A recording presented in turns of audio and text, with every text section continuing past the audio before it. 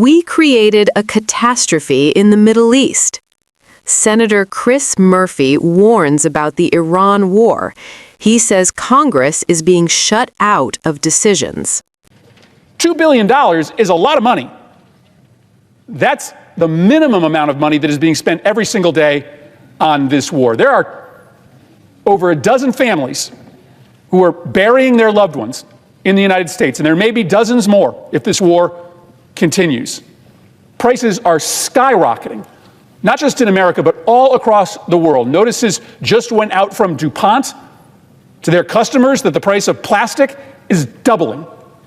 The price at the pump in many states is at $4, $5, and going higher. Fertilizer soon to be unaffordable for American farmers. The consequences of this war are stunning in their scope. Higher prices for American businesses and American families, a potential global recession, the wasting of billions of dollars of hard-earned taxpayer dollars, and new conflicts in the region that didn't exist before the war began. In the last day, there have been 12 missile attacks inside Israel. Just during this last vote, news broke of another missile attack on a community, B'nai B'rok, 9 people injured, 6 children injured. Just in the last week, multiple missile and drone attacks on cities throughout Israel. 6 ballistic missiles from 2 separate attacks hit the Kurdish region in Iraq, killing 6 Kurdish fighters.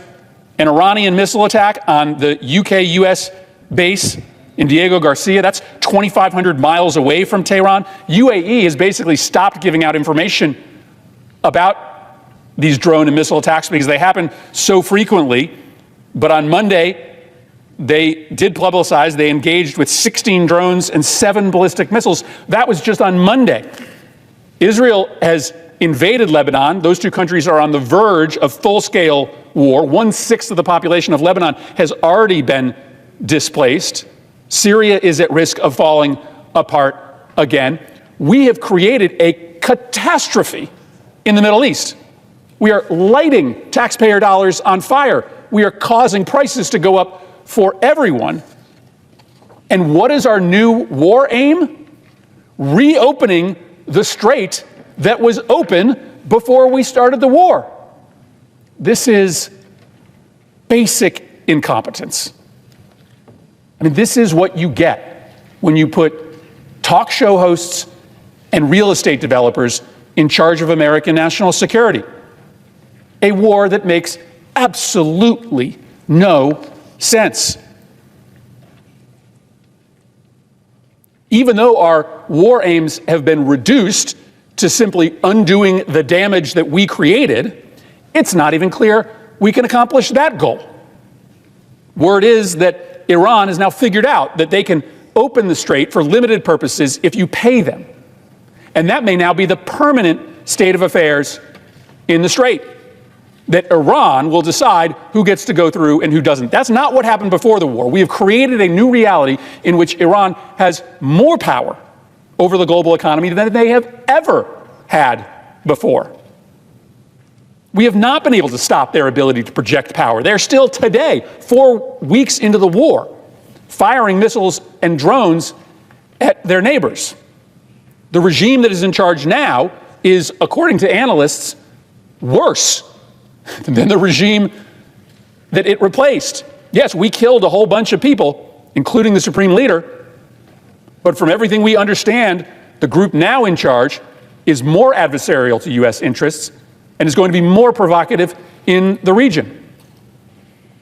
So this war makes absolutely no sense. And the only way to save American consumers, the only way to try to put the pieces back together in the region is for the war to end. So I am glad to be joined here on the floor today by several of my colleagues. Many of them have introduced similar resolutions. This will be the 3rd time that we have brought a war powers resolution before the floor. Senator Kaine and then Senator Booker. This will likely not be the last resolution that we will bring before the floor, because we have a sacred obligation handed to us by our founding fathers for this body and the House of Representatives to decide war. It was a very deliberate decision not to give the power to make war to one individual, to the President of the United States, but to give it to the people.